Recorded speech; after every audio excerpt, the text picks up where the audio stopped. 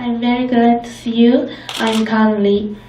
Our school teachers say that it's too early for the student to realize the student right, such as freedom of appearance and freedom of dress. I think it's not early. I want to know how you think about this. Freedom of dress in schools? Yes.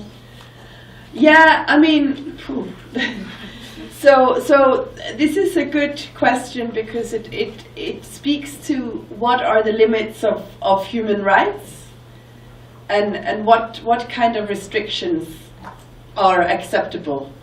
So even though we say people have a right to freedom, it doesn't mean you have the right to freedom to do whatever you just want. You have rights and you have responsibilities. And for every right, there is a limit. Well, not for every right, but for many rights, there is a limit.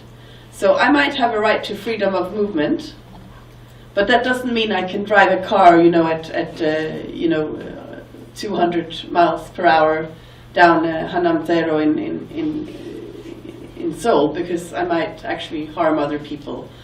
I have a right to freedom of movement, but there was a famous judge that said my right to freedom of movement ends where your nose starts. Maybe you start with that.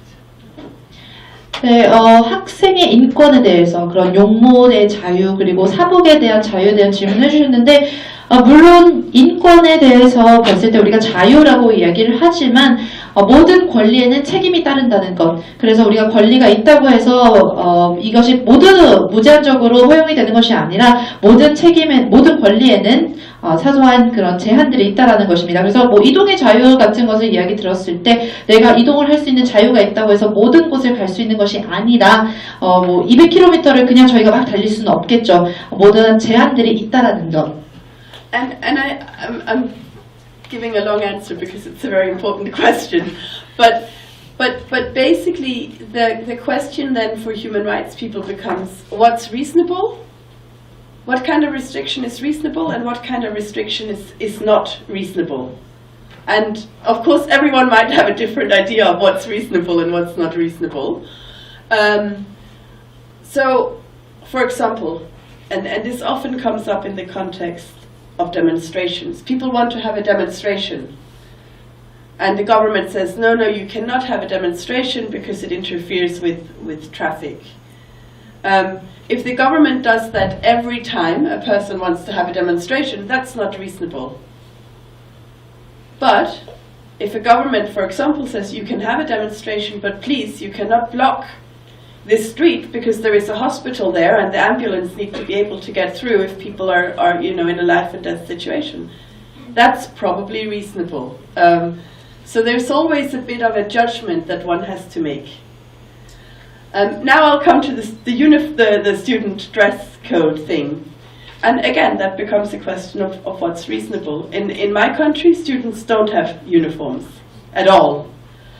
And they can wear whatever they want, and it's very free. And one does sometimes think, what is reasonable?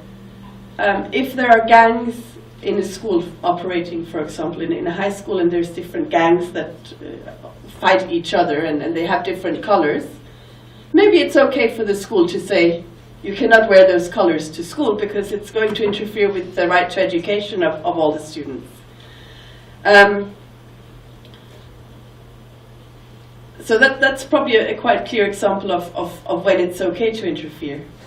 Now, if there is a situation where everyone wears a uniform and students are being sent home for very small infractions, maybe that's not reasonable. Or if dress codes of girls are being enforced more than dress codes of boys, that's called discrimination. And it does happen in some countries. So those kinds of things are the kinds of considerations. But there's no human right to not have a uniform as a starting point. But having said that, it's a matter of reasonability, I think, and also looking at students' right to education.